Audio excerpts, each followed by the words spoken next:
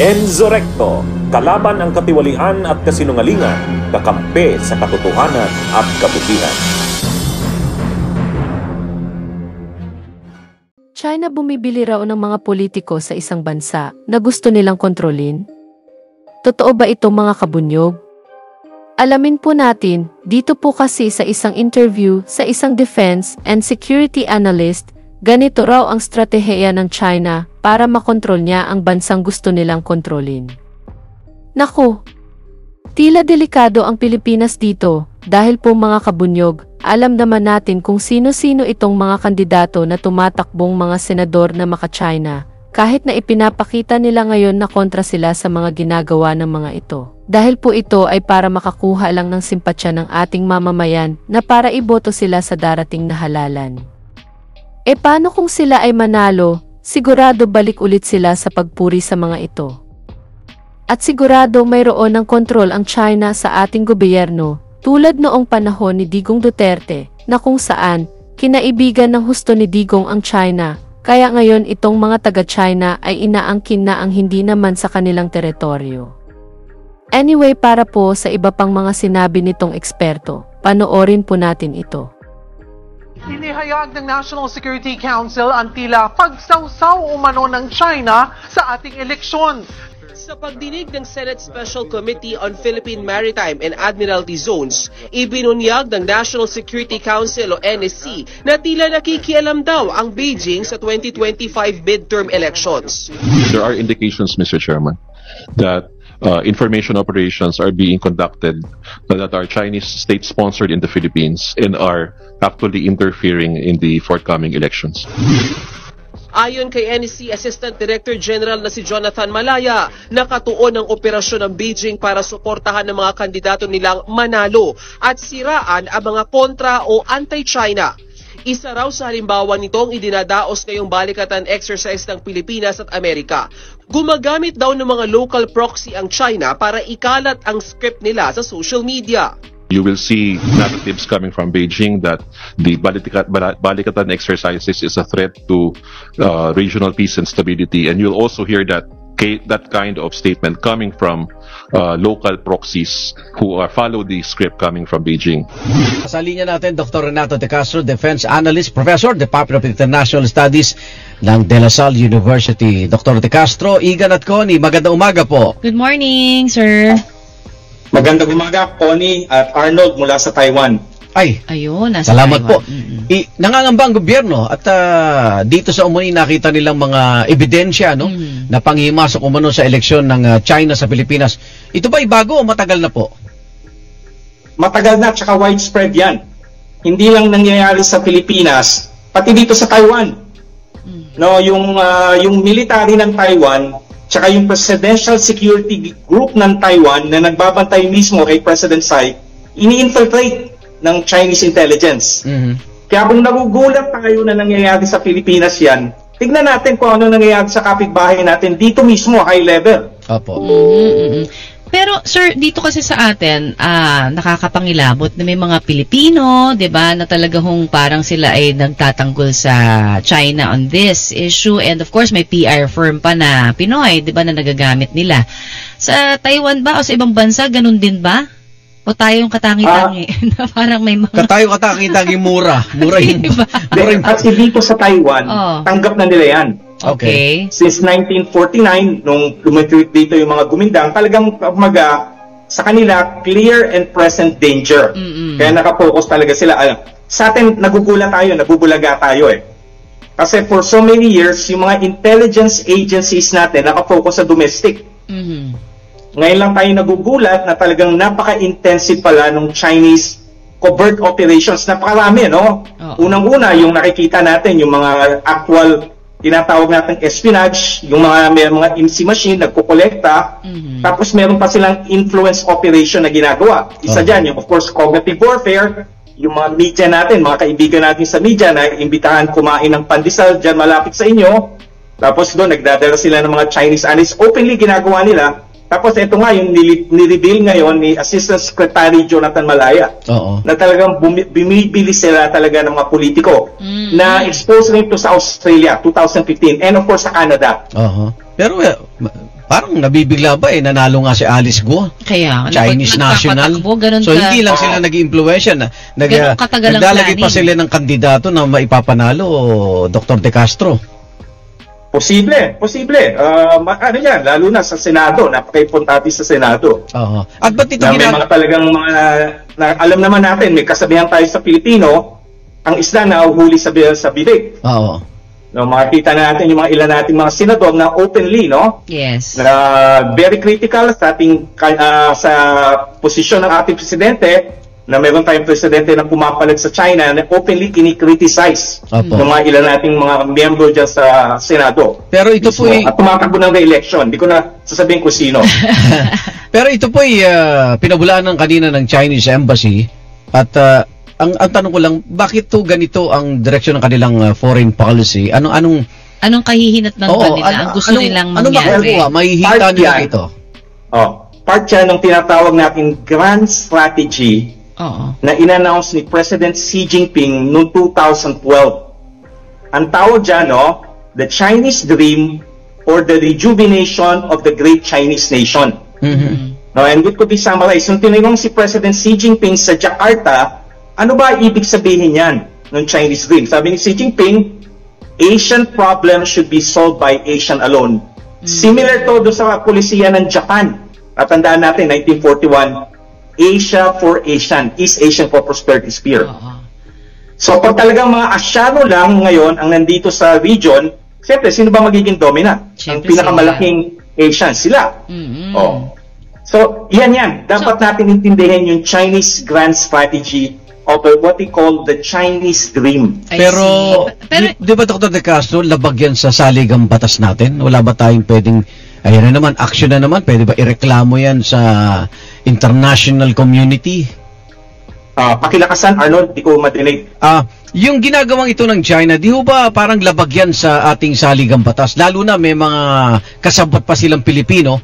Meron bang mga forum kung saan pwedeng, irereklamo na naman natin ito?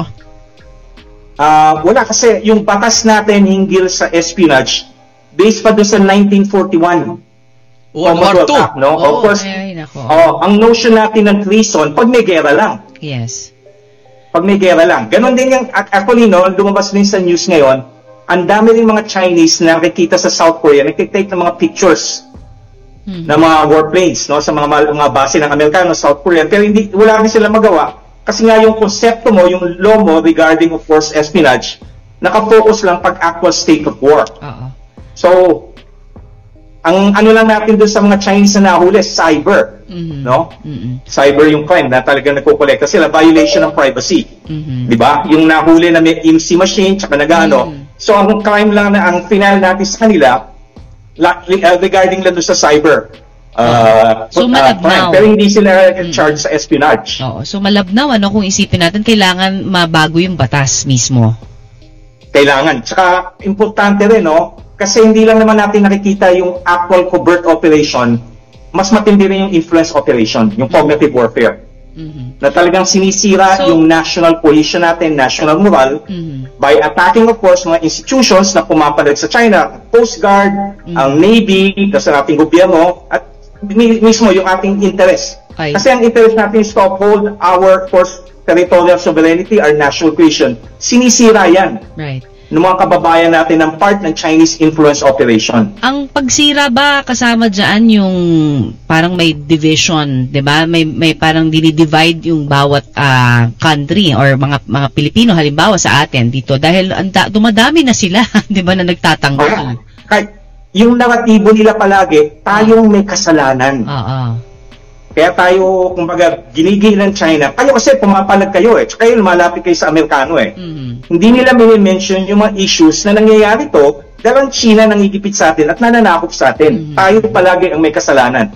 Ayan ang naratibo ng ating mga kababayan. Tayo may kasalanan palagi. Yung presidente nyo, pumapalag kasi sa China dahil sinasakop yung karagatan nyo. Instrumento lang kayo ng mga Amerikano, puppet lang kayo ng Amerikano, wala kayong agency. Hindi ba pwede? So, ayun yung naratibo na nadidinig natin sa, masakit isipin, no, na nanggagaling pa sa ating mga sariling kababayan. Hindi ba pwedeng pag pinagtanggol mo yung bayan mo, makabayan ka lang, 'di ba? Hindi naman dahil sa kumakampi ka sa ibang bansa, 'di ba? Pero sa totoo lang, dahil po alam na naman natin itong sinasabi nilang grand scheme nila na gusto nila mangyaring sila ang maging dominant, sila ang maging parang pinaka-leader sa Asia. I'm sure hindi naman papayagan yan, hindi ba, ng mga mas malalaking bansa rin ngayon, mas mga powerful nations na kaalyado rin ho natin. Meron ba tayong magagawa mismo ngayon pa lang para hindi na umusad pa yung kanilang mga plano na ganito?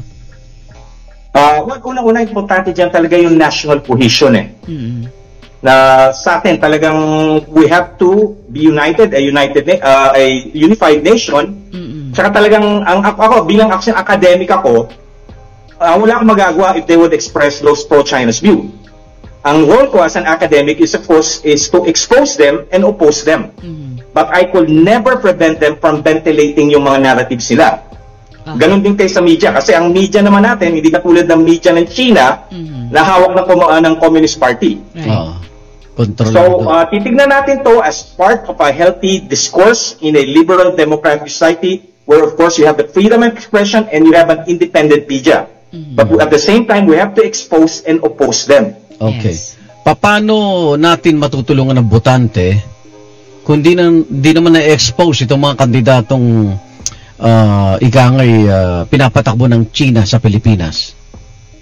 Well, at the end of the day, mga indications? Bawat mamamayan natin eh. Oo nga. We can only tell them, ito yung ginagawa ng mga kandidato natin, ito yung pero at the end of the day, it's still the choice of individual Filipino voters. Sa mga kabataan, sabi nga ni Secretary Gibo Chirolo, di ba? Kung mga ginagawa ng China, paggagawa ng espionage, influence operation, tapos yung cognitive warfare, nagagawa nila yan dahil yung lipunan natin ay malaya at demokratiko. Hindi natin magagawa yan sa China. Yes. Sir, ito, para lang din dun sa, siguro parang curious lang din ako. Kasi, di ba, nagagamit po ang social media. Puro kabataan halos ang, kumbaga, gumagamit niyan. Sa atin hubang pananaw ngayon, sa inyong pong pagtuturo, kasi syempre, I'm sure ginagawa ninyo, diba, para imulat yung mga kabataang tinuturuan din ninyo. Pero, sa nakikita nyo ho ba, nakakatulong itong social media for the better or for worse? Siguro na pagdating po sa pagbibigay ng mga impormasyong mali or fake, di ba? Dahil dun sa narratives nga po na binibigay ng ilan. And vice versa. Of course, nandyan yung malign influence, yung in-expose nga ng pero ano magagawa natin? No? Of course, is to counter it. Ang dyan importante, we have to educate our people in terms of critical thinking. No, fact check nila. Kasi parang nabuboto yung nahahalal yung mga parang kaalyado po ng China di ba? Sila rin. Meron nga ako nadinig, isa dyan sa mga yan sa mga kandidato ngayon, siya pa mismo daw ako nagtifinance. Gano'n? Ng mga poll. O di dapat ma-expose din at maimbestigahan lalo, di ba? Very mataas mga ako ang rating daw niya. Sa poll na lumalabas. Kapag hindi ka nangangampanya para sa bayan mo, magaling ho siya magbigay ng malasakit po oo. Sige, tignan natin. Baka naman ito'y makarating na dun sa ating mga nag-iimbestiga, di ba? Okay. Dr. De Castro, maraming salamat po sa inyong oras at paliwanag. Thank you, sir. Ingat ka sa Taiwan. Magandang umaga rin po sa inyo. Ingat. Opo. Okay po. Dr. Renato De Castro, Defense Analyst, Professor, Department of International Studies, De La Salle University. Nasa Taiwan ngayon. Nasa Taiwan siya. Yan mga kabunyog, narinig po natin ang mga sinabi nitong eksperto. Ano po ba ang napulot nating aral dito sa mga sinabi nitong eksperto? Pakatandaan lang natin mga kabunyog, kung ayaw natin kontrolin tayo ng China at angkinin ang ating teritoryo, bumoto po tayo ng tama. Huwag po natin iboto yung mga kandidato na alam naman natin na maka-China. Kahit na sabihin pa nila na kontra rin sila sa ginagawa ng China, huwag po natin itong paniwalaan dahil mismo yung kanilang sinusunod na amo. Halos isamba na ang China. Siyempre, ganito din ang kanilang naratibo. Anyway, dito na lang po ang aking topic. Mabuhay po tayo mga kabunyog. Bunyog, bunyog, halikan na kasama ka. Bunyog, kapag buklod ay may pag-asa. Luzon, Visayas, Mindanao, isa ang pananaw. Sa bagong Pilipinas ang bunyog isisigaw. Bunyog